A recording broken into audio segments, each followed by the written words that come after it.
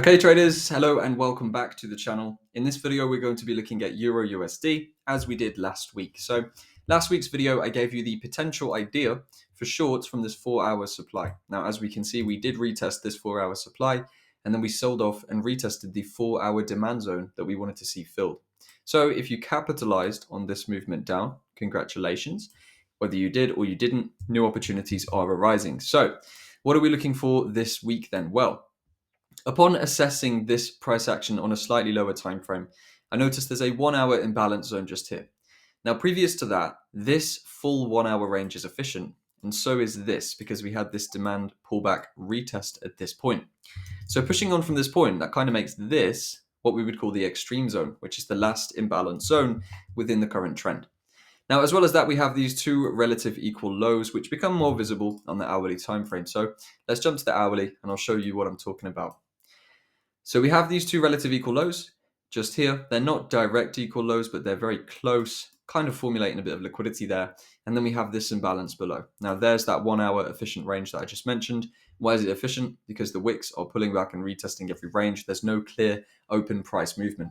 Here, of course, there is. We don't have any wicks within this range. So from this low down to here is an imbalance range, which we can usually expect to see will be filled by price, okay?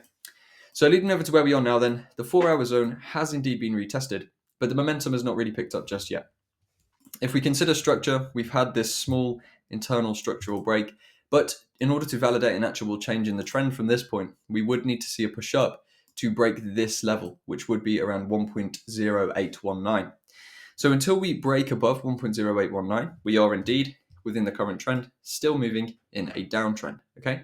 So what I'm seeing there with that imbalance we have below, and also of course with the fact that we haven't broken any structure except this small internal structure just yet, is that we could trade lower towards the 1.07500 key level, which would sit quite nicely within the middle of this range just here.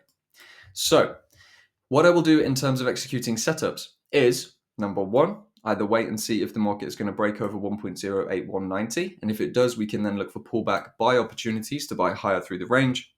And number two, the favored setup right now, due to how the market is kind of aligned, would be to wait for this 4-hour demand to break and for the market to trade through into this 1.07500 to 1.07570 kind of area within that imbalance 1-hour zone. When we get into there, we can then start assessing for the standard confirmation pattern, which would be where we start to shift from lower lows and lower highs into higher highs and higher lows. And if we formulate nicely and we get that standard confirmation, then we can look to lead through into buys, and we will tackle previous highs, open imbalance supply zones, and of course the higher time frame target that I was considering would be 1.09035. So standard confirmation from within this zone can provide long opportunities to take us to these targets, 1.08500, 1.0905. Okay, those are the areas that we will be looking for once this hourly zone has been filled, which will kind of complete the movement down, sweep any liquidity that's left, fill all of the imbalance within this range for the hourly, and then we can actually see if that's going to start to kick up the movement. And if it does, we don't need to look for a full reversal in the trend.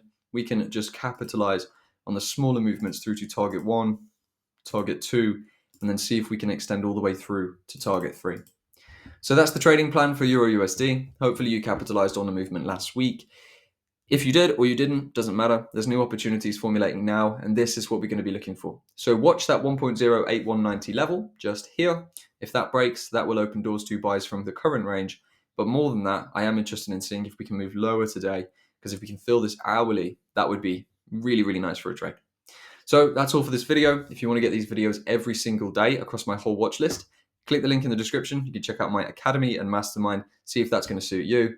If not, that's fine too. I'll post these videos each week for you. So thank you for watching. See what you can do with this analysis, and I'll see you in the next video.